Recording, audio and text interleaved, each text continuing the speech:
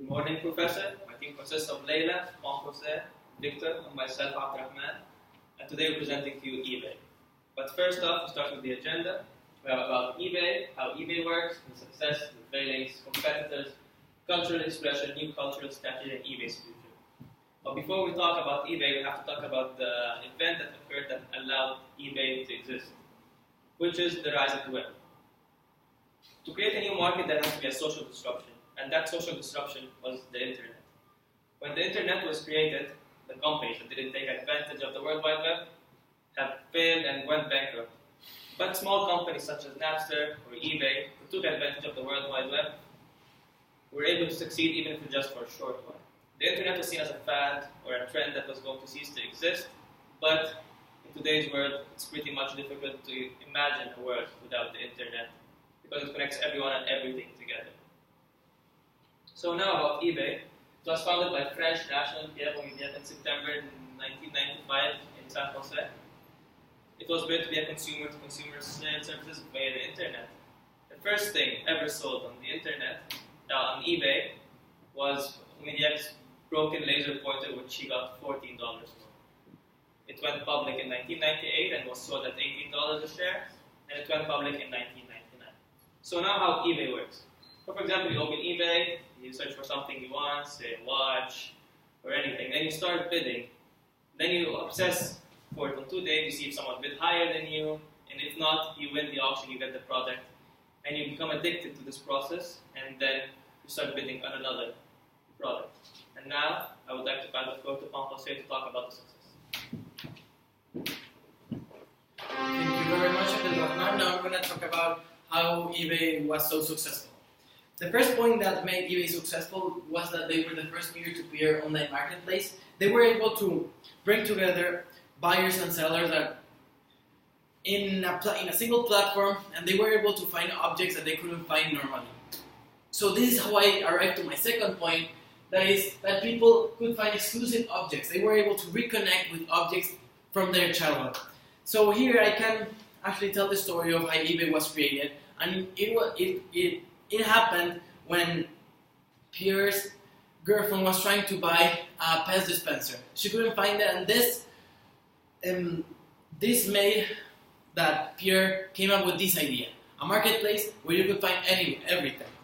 So this eBay created a community and this of sellers and buyers, and this at the end created an addiction. An addiction because people loved the feeling of sitting on a chair, searching for the right object for them, and then bidding for it. Furthermore, when they added PayPal to their portfolio, they were able to create the first secure payment system in the web. They created a security sense on the customer so they could be able to make online payments. And finally, market prices. I mean by this that since companies were not selling the objects, it was people who were selling the objects, people thought that they were the right prices for them. So after 2005, eBay started to decrease in its growth. This was because of four main reasons. The first one was choice paralysis, as we saw in Barry's Shorts, the paradox of choice. And we saw that how people, when they have a lot of options, they don't know what to choose and they get paralyzed at the end. This is happening with eBay right now. They are offering a lot of choices to people, so they don't know in what to search or what to bid on because they don't know if it works it. Secondly, it's not convenient anymore nowadays. We just don't have the time to sit on a chair, start to searching for an object and bid for it to see if we win or not. We just want everything right now with a click, and we expect to have the object 2 days from now. Then eBay is right now not a trustworthy platform because there's a lot of scammers going on eBay, and they're trying to sell fake objects to people just to make a reward from it. Finally, they're facing a stagnation because they are not being able to keep up with the new trends. Another problem that is facing eBay right now is competitors. They're facing with three main competitors right now. The first one is Amazon, Amazon is the biggest online retailer in the world. Since they have their own warehouses, they're able to manage their shipping in a spectacular way. The second one is that they create their own content. Continuing, the second competitor that they face is Etsy. Etsy is a more personal platform where people sell handcrafted objects, but it's more focused. It's a more focused market. And finally, we have Craigslist. Craigslist is more local, and there you can bargain for objects that people they no longer use. So now I would like to pass the floor to Leila. Thank you, Jose. Now let's talk about the crucial point, eBay's rebirth. Today we want to change eBay, rebrand it, refresh it, and make it relevant again. eBay was once in a blue ocean, but is now operating within a red ocean of competition. As the rise of the internet began, and people starting to use the World Wide Web, eBay founder saw an opportunity, what we can call a white space. As discussed previously, competition arose. It became fierce in the e-commerce market. eBay lost its edge, and today we want to re-establish what was once a leader brand. To do so, we need to redefine, implement, and actively manage eBay's culture. We understand both current and desired culture and identify which practices are aligned with those and which ones are destructive and require change. We are underperforming right now, but this is part of the past. Now we are going to represent eBay's rebirth. The first change we are implementing is the logo. eBay's logo has long been old-fashioned and looking kind of like Google's. We want to tone it down, embodying a cleaner and more contemporary and consistent look. So as you can see here, from the left to the right is the evolution of eBay's logo.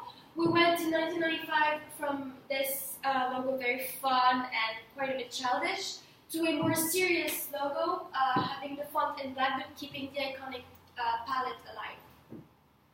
Same goes for eBay's website, which even though has already been improved, is already dated. User experience is vital for us. We want our customers to come back on our websites, and this is why it has to be pleasing to the eyes, clean, sleek, and relevant. We want to create a more consistent experience with innovation that makes buying and selling more easy and more enjoyable. Now, Victor is going to further discuss cultural experience. Thank you, Leila. So now I'm going to talk to you about the cultural expressions. First of all, the ideology. When Pierre Omidyar created eBay more than 20 years ago, he had the dream that one day eBay would become the world's marketplace. Anyone could sell anything from anywhere. He wanted to get rid of the boundaries. Unlike other e-commerce websites, sellers on eBay don't set the prices. The auction system allows buyers to set their own prices and set their own value that they think is right for a product. Now the myth. eBay's myth is that the platform is open 24/7 to anyone from anywhere. Anyone can purchase difficult to find products and potentially make great deals with it. And we definitely want to keep that spirit. Now the cultural codes. First of all, the exclusivity. eBay is the place where you can find rare, unique, and exclusive products. But it's also the best place where you will find the greatest offer in terms of vintage products. eBay allows people to reconnect with their past. And finally, the sense of community. More than the product that they buy, what the people love is how they buy the products. You never know what you're going to get and at what price. There's a sort of competition within the users that create a true community. And among all the e-commerce websites, eBay is by far the most fun. And this is why people love it. Now this is a representation of the cultural expressions with the ideology in the corner and then the myth and the cultural codes. Now Leila is going to talk about the new cultural strategy. Thank you, Victor.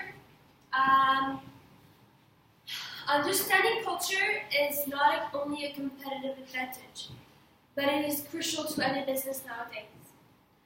There was a demand for new culture, and the fact is that eBay didn't respond and adapt to the change.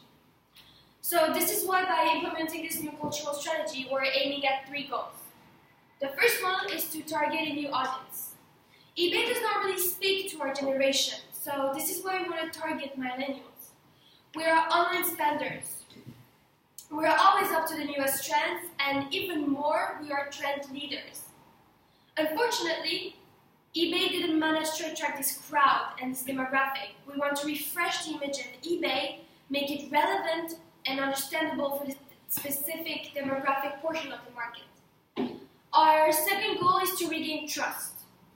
eBay's biggest issue is that buyers and sellers are not trusting the platform anymore. As formerly mentioned by my colleague, fraud numbers are high, faulty items are sold, and there isn't a universal refund and exchange policy in place. This is why we want to change this, and we know that eBay's idea was once founded on trust between peers, but this was a utopian idea, and we just want to look at it in a more realistic way and just change it. And our last but not least goal here is to raise brand awareness. This is key. We are aiming at making eBay on top of the Google searches again. We want it to be a relevant result. To do so, we need to advertise. People need to talk about eBay and just get the word out there. eBay has to become the new buzzword. We will come back, and we will come back big. So now to do so, we need new cultural codes, right? So the first cultural code we want to focus on is auction pop-up. eBay, as we all know, is a virtual service. It doesn't require any physical mobility. But to mix it up and make eBay more fun, we just want to create an auction pop-up. For example, in Union Square, San Francisco, eBay is going to organize a spontaneous event where people can sell their objects for auction and other people can bid and buy them. Now, this is going to be part of our brand awareness strategy. Our second point is social media influencers. As it is crucial nowadays, we know that social media is a way that we can target a mass audience.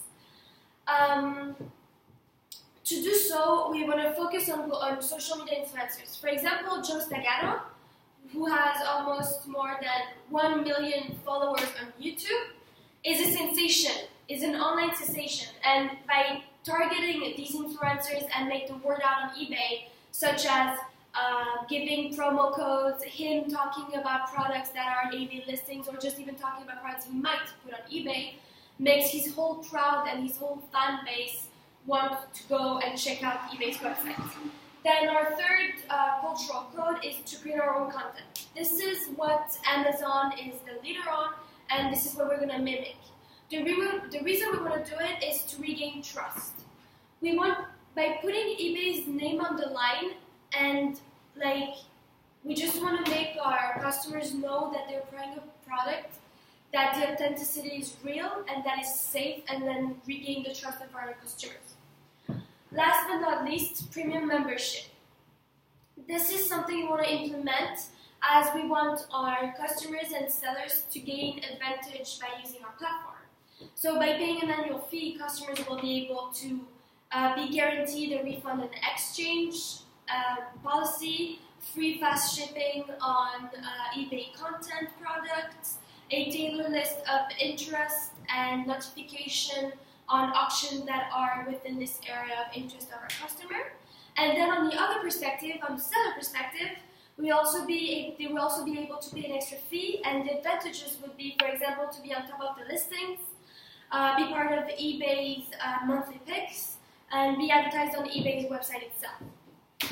Now, this is great, but we live in an ever-changing world. We need to envision the future and adapt as culture does. eBay will be back and more successful than ever, but we need to understand from our past mistakes. Our problem was that we couldn't adapt to the cultural change. Then this is what we want to envision. We want to be ready. We want to look ahead of us and be ahead of competitors as well, and just embrace these new trends. So here's a list of a few ideas we got for the near future. The first one is to embrace social media. As I formerly mentioned, we want to focus on social media influencers such as Joe on YouTube. Well, we also want to focus on social media platforms such as Snapchat and Instagram. And we want to do this because we're targeting an audience that's spending most of their time on their phone, being on this set social media platforms. Then our second idea is to manage big data efficiently. As it was mentioned before, a problem that eBay faced with that is that there was too many choices. People were lost and they were overwhelmed by this choice. Now, we don't want them to have too many choices, we want them to have the right choice. And this is how we're going to do it, by managing big data efficiently and create algorithms so that people, when they search for a product, get the right product they want. Now, our third idea is unique listings, and to do so, we need to work in partnerships with brands. For example, by working in partnership with, let's say, J.K. Rowling, we can just publish her newest book on an eBay website before it even reaches the market. And this is great because, for example, having a fan base, everyone is going to go on eBay willing to purchase this item. So they won't have a choice but to use eBay.